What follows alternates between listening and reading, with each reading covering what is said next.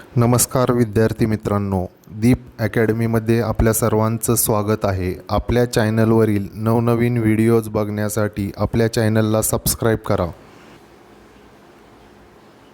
आज आपल्याला Minnie and Winnie a lullaby ही पोयम बघायची आहे. मिन्नी आणि विन्नी या दोन छोट्या मुली आहेत, तर त्यांच्यासाठी गायलेली ही पोयम आहे अ ललबाय. अ ललबाय म्हणजेच अंगाई गीत, त्यालाच आपण लोरी असं देखील म्हणतो. तर हे अंगाई गीत काय आहे ते आपल्याला बघायचं आहे. पण सुरुवातीला आधी आपण जाणून घेऊयात अंगाई गीत म्हणजे काय असतं. आपण झोपण्यापूर्वी आपल्याला चांगली झोप लागण्यासाठी व लवकरात लवकर झोप लागण्यासाठी आपली आई ही अंगाई गीत आपल्यासाठी म्हणत असते. आणि अंगाई गीत म्हणजे ही एक प्रकारची कविताच असते. तर बघा, अंगाई गीतामुळं काय होतं आहे, बाळ लवकर भाषा शिकतं आहे. त्यानंतर अंगाई गीतामुळं बाळाच्या कानावर सारखे सारखे एकच शब्द पडतात आणि बाळ काय करतं आहे, मग त्यातील काही शब्द जे आहे ते लक्षात ठेवण्याचा प्रयत्न करतं आहे आणि पुढे मोठे झाल्यावर त्याच शब्दाचा ते वापर लवकरात लवकर करायला शिकत असते. चला तर मग बघूयात आपण ही पोयम काय आहे. याच्यामध्ये सुरुवातीला फर्स्ट स्टांजा आपण बघूयात. Minnie and Winnie slept in a shell, sleep little ladies and they slept well. बघा, Minnie and Winnie slept in a shell. Slept म्हणजे त्या झोपलेल्या आहेत, शेल म्हणजे शिंपला. तर मिन्नी आणि विन्नी या दोन छोट्या मुली आहेत आणि त्या दोन छोट्या मुली शेलमध्ये म्हणजे शिंपल्यामध्ये त्या झोपलेल्या आहेत. आता शिंपला म्हणजे काय, तर तुम्ही नदीच्या काठावर गेलेले असताल किंवा समुद्राच्या किनाऱ्यावर जर गेलेले असणार तर तुम्हाला तिथे शिंपले बघायला मिळतील. तर त्या दोघींना, मिन्नी आणि विन्नीला, चांगली झोप येण्यासाठी हे अंगाई गीत म्हणायचं आहे. तर बघा पुढं, sleep little ladies and they slept well. मग छोट्या स्त्रियांनो, लिटल लेडीज म्हणजे काय, छोट्या स्त्रियांनो तुम्ही आता झोपी जा. इथं मिन्नीला आणि विन्नीसाठी लिटल लेडीज असा शब्द वापरलेला आहे. तर मिन्नी आणि विन्नी त्या शेलमध्ये शांतपणे झोपलेले आहे. स्लेप्ट वेल म्हणजे शांतपणे झोपलेले आहेत. चला आता पुढचा स्टांजा आपण बघूयात. Pink was the shell within, silver without. मग तो जो शेल आहे, तो जो शिंपला आहे, मिन्नी आणि विन्नी ज्या शिंपल्यामध्ये झोपलेले आहेत, तो जो शिंपला आहे तो शिंपला बाहेरून सिल्वर कलरचा आहे आणि आतून तो पिंक कलरचा आहे. Sounds of the great sea wandered about. आणि समुद्राच्या ज्या काही लाटा आहेत त्या लाटांचा जो आवाज येतो आहे, तर तो जो आवाज आहे तो चंद्राच्या दिशेनं जात आहे आणि चंद्राच्या दिशेनं जाताना तो आवाज कमी कमी होत आहे आणि तो आवाज सर्वत्र पसरत देखील आहे. त्यानंतर पुढे बघूया. Sleep little ladies wake not soon. छोट्या स्त्रियांनो तुम्ही आता झोपी जा आणि लवकर उठू नका. वेक नॉट सून म्हणजे काय, लवकर उठू नका. Echo on echo dies to the moon. आणि इको म्हणजे काय, प्रतिध्वनी. इको म्हणजे काय, प्रतिध्वनी म्हणजे पुन्हा पुन्हा तोच आवाज येतो, त्याला आपण इको म्हणत असतो. Echo on echo dies to the moon. मग जो प्रतिध्वनी आहे तो तुम्हाला ऐकायला येत आहे, म्हणजे मिन्नी आणि विन्नी या झोपत आहेत आणि त्यांना जो प्रतिध्वनी ऐकायला येत आहे तो प्रतिध्वनी आता चंद्राच्या दिशेनं जात आहे आणि आता तो कमी कमी होणार आहे आणि त्यामुळं तुम्ही आता शांतपणे झोपी जा, असं त्यांना पोएट म्हणत आहे. Two bright stars peep into the shell. आणि ब्राईट स्टार म्हणजे दोन चमकणारे तारे आहेत. Peep into the shell. Peep म्हणजे काय, तर डोकावणे. म्हणजे दोन चमकणारे तारे आहेत तर ते डोकावून बघत आहेत. काय बघत आहेत, तर पुढे बघा, what are they dreaming of, who can tell. मग त्या शिंपल्यामध्ये झोपलेल्या त्या ज्या दोन मुली आहेत, मिन्नी आणि विन्नी, तर त्यांना कोणतं स्वप्न पडलं असेल. What are they dreaming of म्हणजे त्यांना कोणते स्वप्न पडलेले असेल, ते स्वप्न काय असेल बरे? Who can tell? कोण आम्हाला ते स्वप्न सांगू शकेल का? असं ते तारे, जे ब्राईट स्टार्स आहेत, ते चमकणारे तारे आहेत, ते आकाशातून डोकवत आहेत. तर त्यांना असं वाटत आहे. Started a green linnet, started a green linnet out of the croft. मग ग्रीन लिनेट म्हणजे काय? एक हिरव्या रंगाचा एक गाणारा पक्षी असतो, त्याला आपण ग्रीन लिनेट असं म्हणतो. मग स्टार्टेड अ ग्रीन लिनेट, त्या पक्षानं काय सुरुवात केलेली आहे बघा. हिरव्या रंगाचा तो एक गाणारा पक्षी आहे, तो छान असं गाणं गात असतो. तर त्यानं आता गाणं म्हणायला सुरुवात केलेली आहे. Out of the croft, croft म्हणजे छोटासा शेतमळा. तर तर तो जो पक्षी आहे तो मिनी आणि विन्नीच्या आजूबाजूला जे शेतमळे आहेत, तर त्या शेतमळ्यामध्ये तो गाणे गात आहे. Wake little ladies, the sun is aloft. Wake little ladies म्हणजे आता छोट्या स्त्रियांनो, तुम्ही आता उठा. वेक म्हणजे उठा. द सन इज अलॉफ्ट, सन म्हणजे सूर्य, अलॉफ्ट म्हणजे तो वर आला आहे. वर आला आहे म्हणजेच उगवलेला आहे. तर बघा तो पक्षी काय म्हणतोय, छोट्या स्त्रियांनो, छोट्या मुलींनो, आता तुम्ही उठा, सूर्य उगवलेला आहे. अशा पद्धतीनं हे अंगाई गीत आहे. तर हे कोणी लिहिलेले आहे ही पोयम? अल्फ्रेड लॉर्ड टेनिसन यांनी ही पोयम लिहिलेली आहे. हे अंगाई गीत छानसा असा अंगाई गीत लिहिलेला आहे. बघा याच्यामध्ये ज्या छोट्या दोन मुली आहेत, मिनी आणि विन्नी, त्यांच्यासाठी हे अंगाई गीत गायलेलं आहे. तर या दोघीजणी शिंपल्यामध्ये झोपलेल्या आहेत आणि त्यांना छान अशी झोप लागण्यासाठी हे अंगाई गीत म्हटलेलं आहे. तर त्यांना काय म्हणत आहात, पोएट काय म्हणत आहे? छोट्या मुलींनो, तुम्ही झोपी जा. छोट्या मुलींनो, तुम्ही झोपी जा. त्या कशामध्ये झोपलेल्या आहेत? त्या शिंपल्यामध्ये झोपलेल्या आहेत. त्या शिंपल्याचं देखील येथे सुंदर असं वर्णन केलेलं आहे. ते शिंपला जो आहे, तो शेल जो आहे, तो बाहेरून सिल्वर कलरचा आहे, आतून त्याचा कलर पिंक आहे. आणि त्यानंतर समुद्राच्या ज्या काही लाटांचा आवाज येतोय, तर त्या लाटांचा आवाज देखील चंद्राच्या दिशेनं जाताना हळूहळू कमी कमी होत आहे. आणि तो आवाज कमी झाल्यामुळं मिनीला आणि विनीला सुंदर अशी झोप येणार आहे. त्यानंतर बघा, ते जे चमकणारे जे दोन तारे आहेत, तर ते आकाशातून देखील डोकावून बघत आहेत. तर ते आकाशातून डोकावून बघत आहेत आणि ते काय म्हणत आहेत त्या दोन झोपलेल्या मुलींना? तर त्यांना काय स्वप्न पडलं असेल, ते स्वप्न काय असेल, ते स्वप्न आम्हाला कोणी सांगू शकेल का, असं त्या दोन ताऱ्यांना वाटत आहे. त्यानंतर हिरव्या रंगाचा तो जो गाणारा पक्षी आहे, तो देखील गाणे म्हणत आहे. त्यानं गाणं म्हणायला सुरुवात केलेली आहे. आणि तो मिन्नी आणि विन्नीच्या आजूबाजूच्या असलेल्या शेतमळ्यामध्ये तो गाणं म्हणत आहे. आणि तो काय म्हणत आहे? छोट्या मुलींनो, छोट्या स्त्रियांनो, तुम्ही आता उठा, सूर्य उगवलेला आहे. अशा पद्धतीनं छानसं सुंदर असं वर्णन यामध्ये केलेलं आहे. चला तर मग आता पुढे बघूयात आपण. आता इथं बघा आपल्याला काही वर्ड्स दिलेले आहेत, काही फ्रेजेस दिलेले आहेत, त्यांचा मिनिंग आपण बघूयात. सुरुवातीला विदाऊट म्हणजेच आउटसाईड, म्हणजेच बाहेरच्या बाजूला, असा त्याचा अर्थ होतो. त्यानंतर पुढं दिलेला आहे इको. इको म्हणजे काय? A sound that is heard again, म्हणजे एखादा आवाज असेल तो आपल्याला पुन्हा पुन्हा ऐकू येणं, म्हणजेच त्याला आपण काय म्हणतो? इको म्हणजे प्रतिध्वनी असं म्हणतो. Echo on echo means that the sound are heard again and again, म्हणजे पुन्हा पुन्हा आवाज ऐकू येतो. त्यानंतर बघा पुढं, dies to the moon. Dies to the moon म्हणजे काय? त्याचा अर्थ आता बघूयात आपण. This line tells us that the sounds travel far away, म्हणजे ही जी ओळ आहे याच्यातून आपल्याला काय समजतंय? The sound travels far away, म्हणजे जो आवाज आहे तो दूरवर जात आहे. Right up to the moon but they become faint as they travel, म्हणजे तो चंद्राच्या दिशेनं जात आहे. तो जो समुद्राचा आवाज आहे तो चंद्राच्या दिशेनं जात आहे आणि चंद्राच्या दिशेनं जाताना तो कमी कमी होत आहे. त्यानंतर पुढं दिलेलं आहे shell.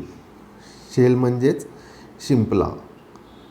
It means a sea shell. इथं शेल म्हणजे सी शेल, म्हणजे जे समुद्राच्या ठिकाणी आपल्याला बघायला मिळतो तो शेल इथं शिंपला घेतलेला आहे.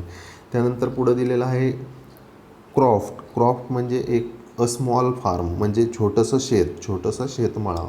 अलॉफ्ट. अलॉफ्ट म्हणजे अप इन द एअर, म्हणजे वर आला आहे, म्हणजेच उगवला आहे असा त्याचा अर्थ इथं घेतलेला आहे.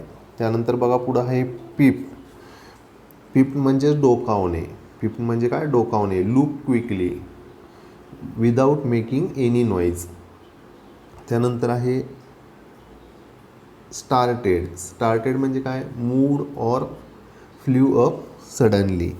चला तर पुढे आपण बघूयात, आपल्याला काही क्वेश्चन दिलेले आहेत त्याच्यावर, त्यांचे आपण आन्सर्स बघूयात. सुरुवातीला बघा, learn the poem by heart and recite it.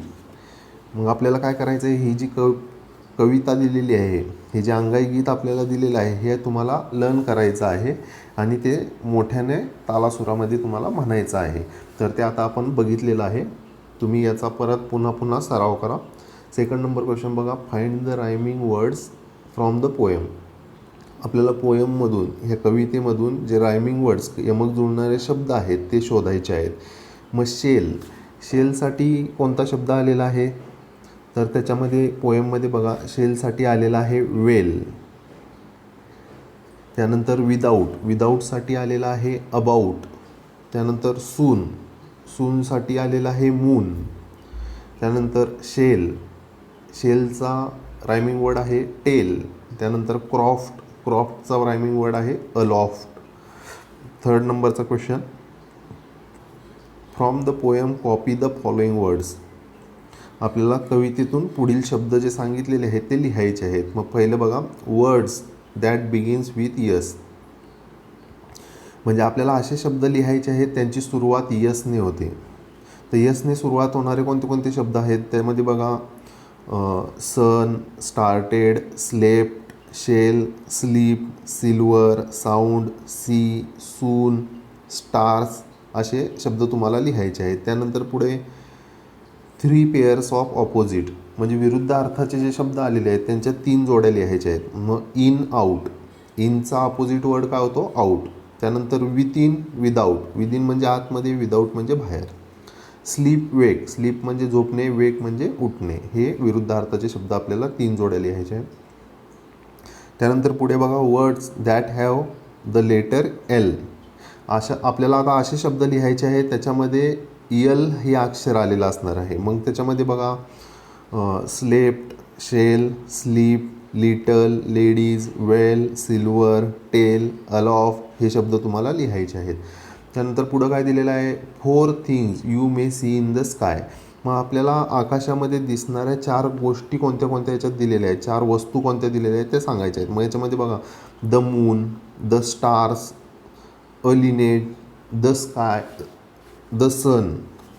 Moon, stars, linnet, sun ह्या 4 थिंग्स तुम्हाला लिहायच्या आहेत. त्यानंतर 4th नंबरचा क्वेश्चन बघूयात आपण. Minnie and Winnie slept well in a shell. Minnie आणि विन्नी शिंपल्यामध्ये निवांत चांगल्या अशा झोपलेल्या आहेत. Can you think of other safe and nice place where they can sleep well. मग आता त्या मिनी आणि विन्नी शिंपल्यामध्ये झोपलेल्या आहेत, तर त्या शिंपल्यामध्ये जशा निवांत झोपलेल्या आहेत तसं निवांतपणे झोपू शकतील अशी आणखीन दुसरी कोणती छान सुंदर अशी जागा असेल? तर बघा, होम म्हणजे त्यांना घरी देखील अशा पद्धतीनं झोपता येईल. त्यानंतर क्रॅडल म्हणजेच त्याला आपण पाळणा म्हणतो, पाळण्यामध्ये देखील ते असे सुंदर अशा झोपू शकतील. त्यानंतर मदर्स लॅप्स म्हणजे आईची मांडी, आपण आईच्या कुशीमध्ये झोपत असतो तर तिथं देखील त्यांना छान असं झोपता येईल. त्यानंतर 5th नंबरचा क्वेश्चन बघा, find and copy the following from the poem. मग आपल्याला त्याच्यामध्ये 2 स्टेटमेंट लिहायचे आहेत, म्हणजे 2 विधानं लिहायचे आहेत. पोएममधून आपल्याला ते कॉपी करायचे आहेत. मग पोएममध्ये कोणते 2 विधानं आलेले आहेत बघा, द सन इज अलॉफ्ट हे एक विधान आहे.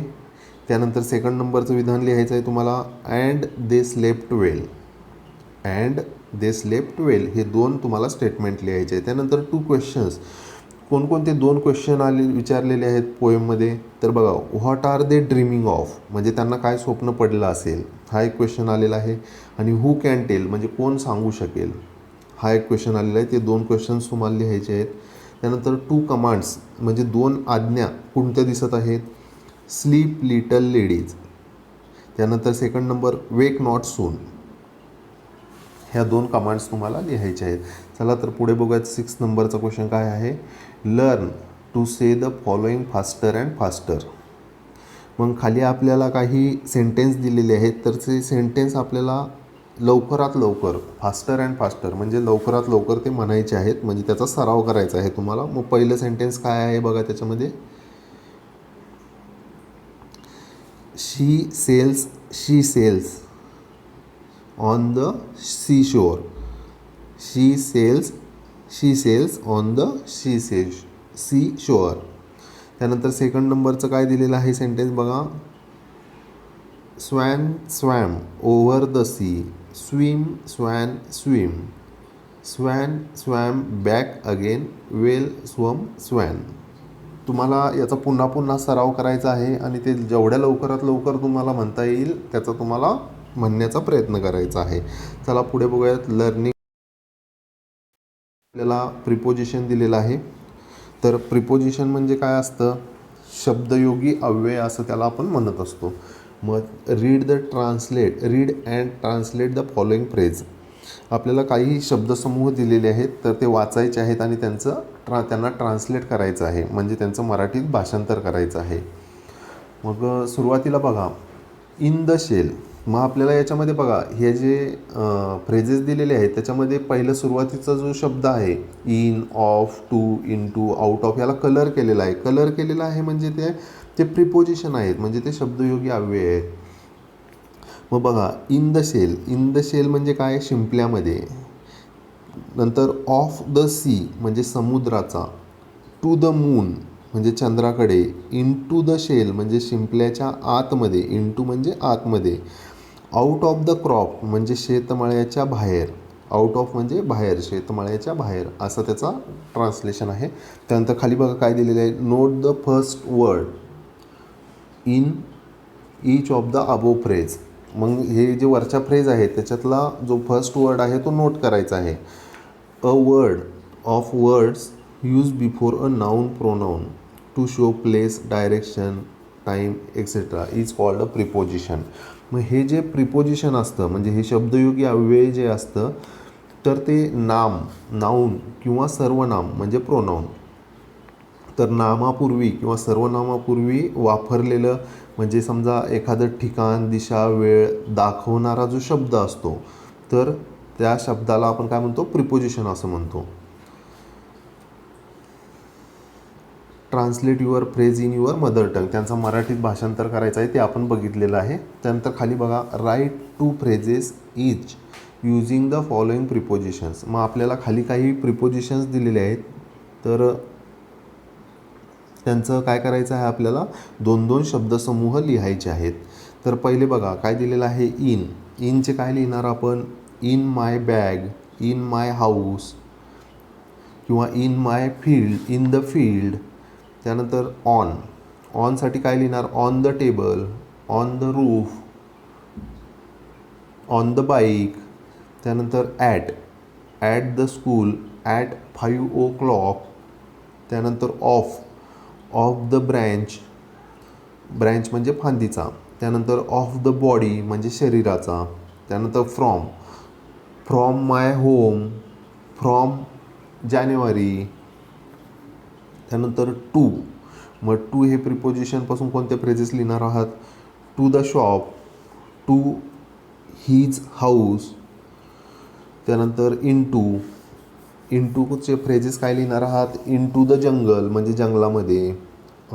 इन टू द होम म्हणजे घरामध्ये. इन टू द वेल विहिरीच्या आतमध्ये. त्यानंतर आउट ऑफ म्हणजे बाहेर. तर बघा आउट ऑफ द क्लास म्हणजे वर्गाच्या बाहेर. आउट ऑफ द वॉटर पाण्याच्या बाहेर. आउट ऑफ द होम घराच्या बाहेर. अशा पद्धतीने तुम्हाला त्याचे एक्झाम्पल्स लिहायचे आहेत.